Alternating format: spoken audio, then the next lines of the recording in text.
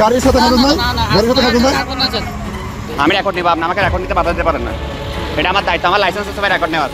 আমদানি রপ্তানি বন্ধ করে নিজের পায়ে কুড়াল মারল ভারত। আসছে কুরবানির ঈদ, চলছে দক্ষিণ এশিয়ার রাজনীতিতে এক কঠিন মুহূর্ত, আর তাই এবার বাংলাদেশের গরু নিয়ে এক ঐতিহাসিক বাস্তবতা তৈরি হয়েছে।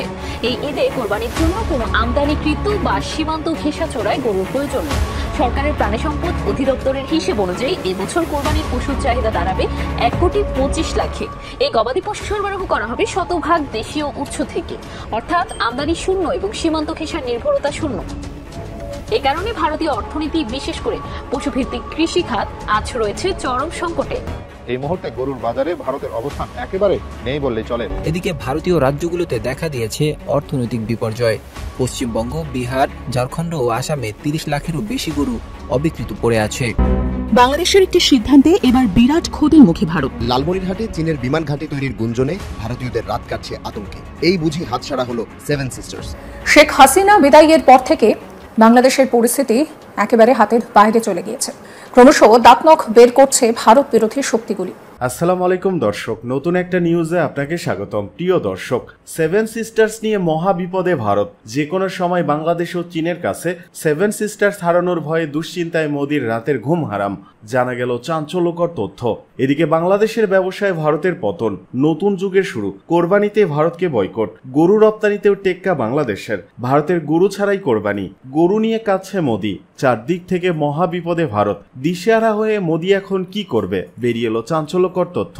ভিডিওটি শুরু থেকে শেষ পর্যন্ত ধৈর্য সহকারে দেখে একটি লাইক দিয়ে সবাইকে শেয়ার করে দিন। আমাদের চ্যানেলে নতুন হলে চ্যানেলটি সাবস্ক্রাইব করে পাশে থাকা বেল আইকনে ক্লিক করে রাখুন। আমাদের ভিডিওটি আপনি বাংলাদেশের কোন জেলায় বসে দেখছেন বা শুনছেন সেটি অবশ্যই কমেন্ট বক্সে কমেন্ট করে জানিয়ে দিতে ভুলবেন না। লালমনিরহাটে চীনের বিমান ঘাঁটি তৈরির গুঞ্জনে ভারতীয়দের রাত কাটছে আতঙ্কে। এই বুঝি হাতছাড়া হলো সেভেন সিস্টার্স। পূর্বাঞ্চলীয় 7 রাজ্যকে বাঁচাতে শেষবারের মতো চেষ্টা করছে ভারতীয় সামরিক বাহিনী। এরই ধারাবাহিকতায় শিলিগুড়ি করিডোরে মোতায়েন করা হয়েছে অত্যাধুনিক S-400 defence system. Defence security এশিয়ার প্রতিবেদনে উঠে এসেছে এই তথ্য। প্রতিবেদনে উল্লেখ করা হয়, সাম্প্রতিক সময়ে এই অঞ্চল ঘিরে তৎপরতা বাড়াচ্ছে বাংলাদেশ ও চীন। 60 কিলোমিটার দীর্ঘ ও 22 কিলোমিটার প্রশস্ত এই অঞ্চলটি পূর্বাঞ্চলকে যুক্ত করে রাখে মূল ভারতের সঙ্গে। তাই কোনো কারণে চিকেন স্নেকের নিয়ন্ত্রণ হারালে আলাদা হয়ে পড়বে এই 7 রাজ্য। ক্ষমতা গ্রহণের পর শি জিনপিং সরকারের সঙ্গে সখ্যতা বাড়ে ডক্টর ইউনূস প্রশাসনের। ঢাকা ও বেইজিং এর মধ্যে অর্থনৈতিক ও অবকাঠামোগত অংশীদারিত্বের ফলে নয়াদিল্লিতে বাড়ে নিরাপত্তা সংখ্যা। মোদী সরকারের অভিযোগ, অংশীদারিত্বের আড়ালে বেল্ট অ্যান্ড রোড ইনিশিয়েটিভ বাস্তবায়ন করছে চীন। এর মাধ্যমে দক্ষিণ এশিয়ায় একঘরে হয়ে পড়তে পারে ভারত। মার্চের শেষ সপ্তাহে চীনের রাষ্ট্রীয় সফরে ডক্টর ইউনূস বলেন, ভারত মহাসাগরের একমাত্র অভিভাবক বাংলাদেশ।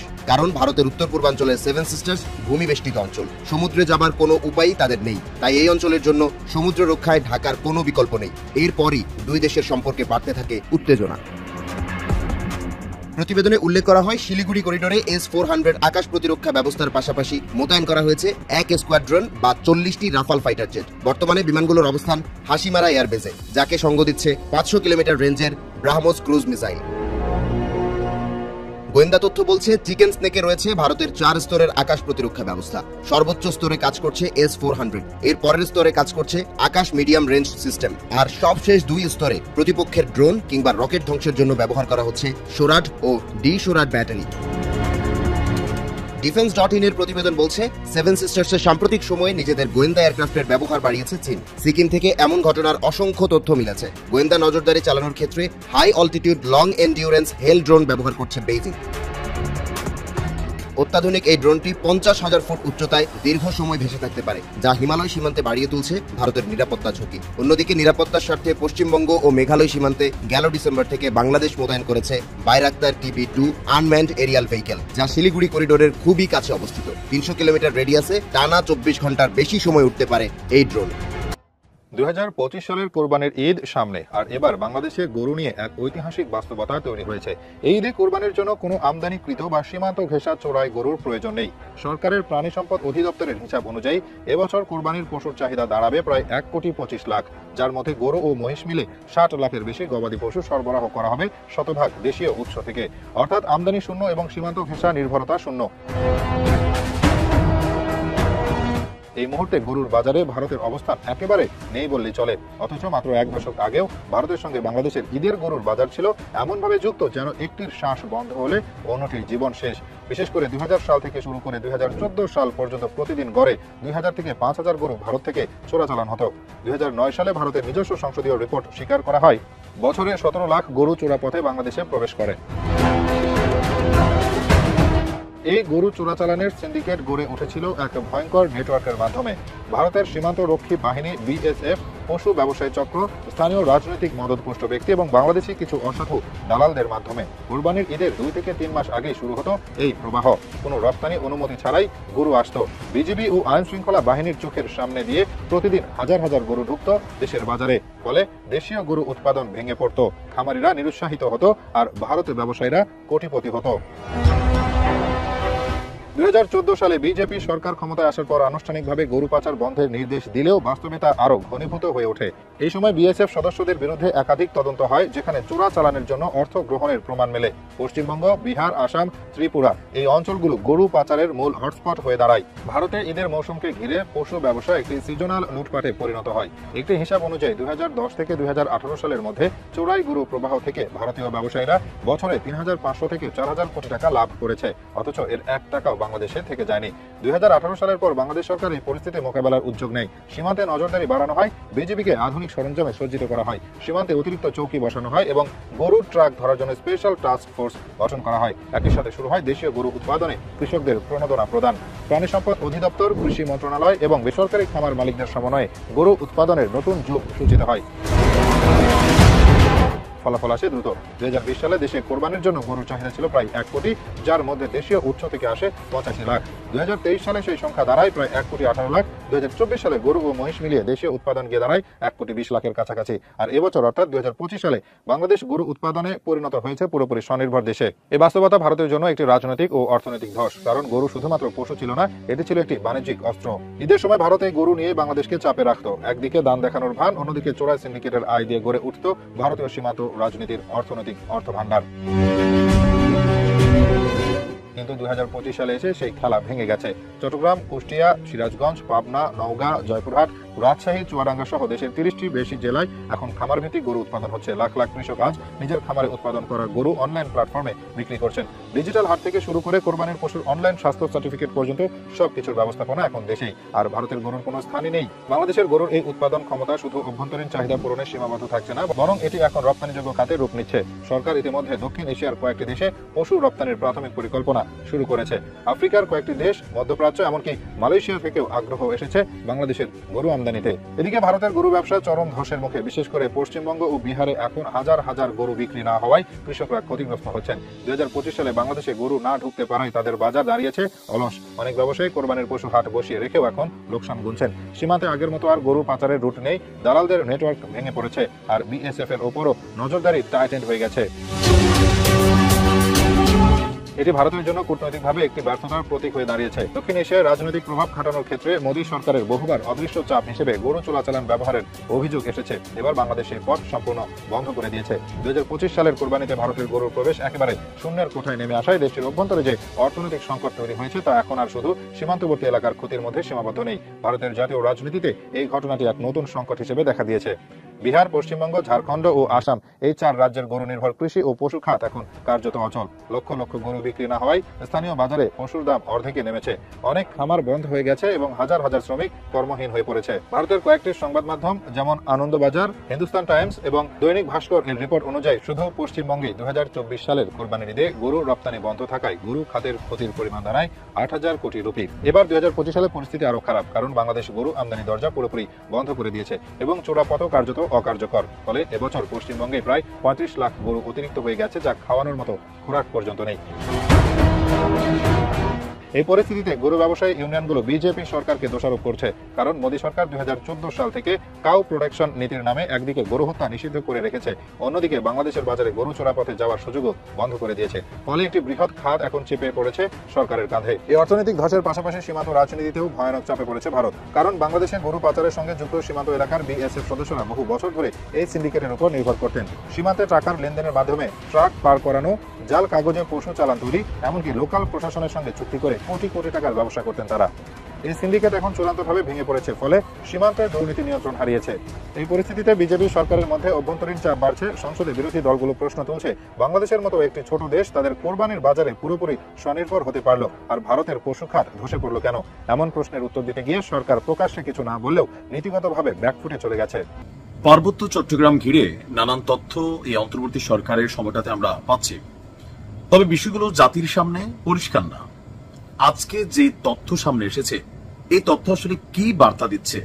এই যে আমরা ফেসবুকে রিউমার শুনছি বা গুজব ভাবছি যে চট্টগ্রাম আসলে দখল হয়ে গেছে, চট্টগ্রাম যে পার্বত্য অঞ্চলের এরিয়াগুলো আমাদের বাংলাদেশ সরকারের কন্ট্রোলে নাই, সেনাবাহিনীর কন্ট্রোলে নাই, কথাগুলো কি আসলেই সত্য?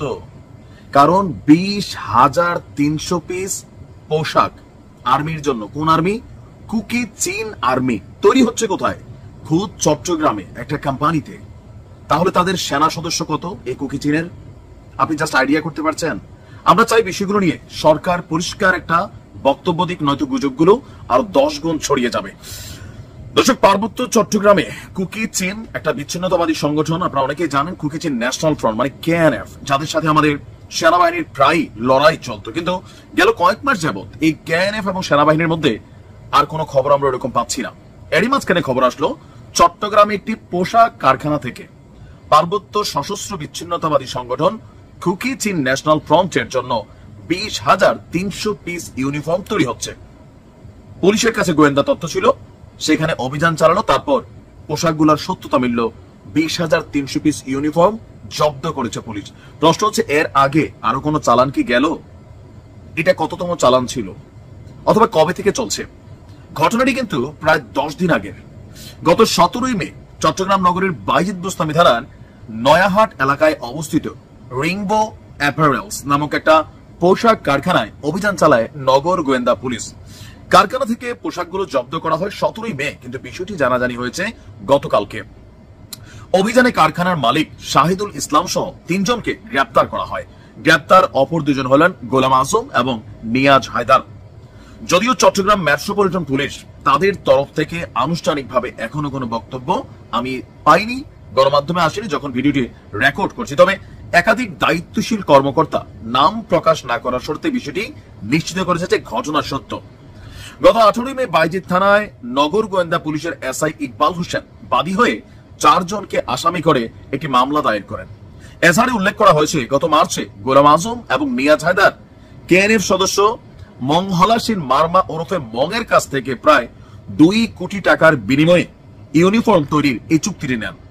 KNF সদস্যরাই ইউনিফর্ম তৈরির কাপড় সরবরাহ করে, আর মে মাসে পোশাক হস্তান্তর করার কথা ছিল শেষের দিকে। নাম প্রকাশ না করার শর্তে CMPর একজন ঊর্ধ্বতন কর্মকর্তা বলছেন, আমরা নিশ্চিত হয়েছি কারখানায় তৈরি পোশাকগুলো কুকিচিন বিদ্রোহীদের জন্যই বানানো হচ্ছিল। অভিযুক্তরা দীর্ঘদিন ধরে কৌশলে এই কাজ চালিয়ে আসছিল। তদন্তের স্বার্থে এখনই সব প্রকাশ করা হচ্ছে না।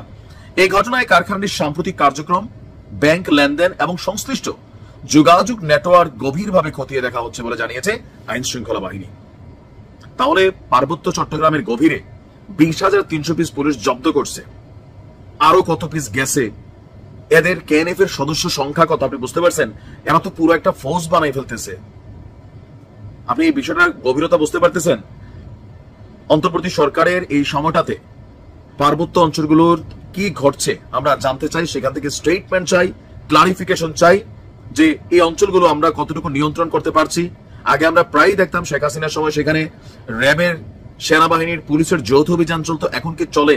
গণমাধ্যমে খুব বেশি খবর পাচ্ছি না। যতদূর শুনি ফেসবুকে গুজব না সত্যি জানিও না, যে সেখানে সন্ধ্যার পর সেনাবাহিনী চেকপোস্ট সরাই নিতে হয়, দিনের বেলা রাখতে হয়, কার নির্দেশে কি হয় আমরা এগুলো জানি না। এগুলো ফেসবুকে গুজব হিসাবে ভাইবা নিচ্ছি। সঠিকটা আমরা জানতে চাই, সঠিকটা না আসলে গুজব ছড়াবে।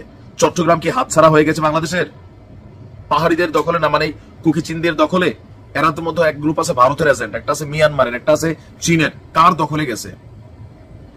সরকারের পক্ষ থেকে আমরা এটার স্পষ্ট একটা ব্যাখ্যা চাই। এদিকে রংপুর চট্টগ্রামকে বিচ্ছিন্ন করার হুমকি আসামের মুখ্যমন্ত্রীর। ভারতের আসাম রাজ্যের মুখ্যমন্ত্রী হিমন্ত বিশ্ব শর্মা বাংলাদেশের ভূখণ্ডকে কেন্দ্র করে এক বিতর্কিত মন্তব্য করে কূটনৈতিক মহলে আলোচনার ঝড় তুলেছেন। সামাজিক যোগাযোগ মাধ্যম এক্সে দেয়া এক পোস্টে তিনি বাংলাদেশের 2টি অঞ্চলকে চিকেন নেক বলে উল্লেখ করে তা বিচ্ছিন্ন হওয়ার আশঙ্কার কথা বলেন। ভারতের শীর্ষস্থানীয় গণমাধ্যম এনডিটিভির প্রতিবেদনে এই খবর উঠে এসেছে। হিমন্ত শর্মা বলেন, ভারতের শিলিগুড়ি করিডোর নিয়ে যারা বারবার হুমকি দেন তারা যেন মনে রাখেন বাংলাদেশেরও রয়েছে 2টি চিকেন নেক, যেগুলো ভারতের তুলনায় আরো বেশি স্পর্শকাতর। তিনি উত্তর ভারতের করিডোর হিসেবে চিহ্নিত করেছেন দিনাজপুর সীমান্তবর্তী এলাকা থেকে রংপুর হয়ে গারো পাহাড় পর্যন্ত বিস্তৃত একটি ভূখণ্ডকে। শর্মার মতে এই অংশ ব্যাহত হলে রংপুর অঞ্চল দেশের মূল ভূখণ্ড থেকে বিচ্ছিন্ন হয়ে পড়বে। দ্বিতীয় করিডোরটি চট্টগ্রাম করিডোর হিসেবে উল্লেখ করে তিনি বলেন, ঢাকা চট্টগ্রাম সংযোগ স্থলের এই 28 কিলোমিটারের করিডোর যদি বিচ্ছিন্ন হয় তাহলে বাংলাদেশের অর্থনীতিতে বড় ধাক্কা লাগবে। শিলিগুড়ি করিডোর, যা চিকেন নেক নামে পরিচিত, ভারতের মূল ভূখণ্ডকে উত্তর পূর্ব রাজ্যগুলোর সঙ্গে সংযুক্ত করে। হিমন্ত শর্মা দাবি করেন, এই করিডোর ভারতের নিরাপত্তার জন্য অত্যন্ত গুরুত্বপূর্ণ এবং এর বিকল্প সংযোগ উন্নয়নে ভারতকে আরো বিনিয়োগ করতে হবে। বিশ্লেষকরা হিমন্ত শর্মার এই মন্তব্যকে আঞ্চলিক উত্তেজনা উস্কে দেওয়ার কৌশল হিসেবে আখ্যা দিয়েছেন। আন্তর্জাতিক কূটনৈতিক শিষ্টাচার অনুযায়ী প্রতিবেশী দেশের ভূখণ্ড নিয়ে প্রকাশ্য এমন মন্তব্য করা অগ্রহণযোগ্য বলে মত দিচ্ছেন তারা। একজন প্রবীণ কূটনৈতিক বলেন, এ ধরনের মন্তব্য শুধু বাংলাদেশের অভ্যন্তরীণ ভৌগোলিক স্পর্শকাতরতা নিয়ে ভুল তথ্য ছড়ায় না, বরং আঞ্চলিক নিরাপত্তাকেও প্রশ্নবিদ্ধ করে। বিশ্লেষক মহলের মতে এই মন্তব্য ভারতের চীন, নেপাল ও বাংলাদেশ সীমান্তবর্তী এলাকায় নতুন করে ভূ রাজনৈতিক চাপ তৈরির ইঙ্গিত বহন করছে। বিশেষত চীনের belt and road initiative BRI এবং বাংলাদেশের বন্দর ভিত্তিক কৌশলগত অবস্থানকে ঘিরে ভারতের উদ্বেগ এই বক্তব্যে প্রতিফলিত হতে পারে।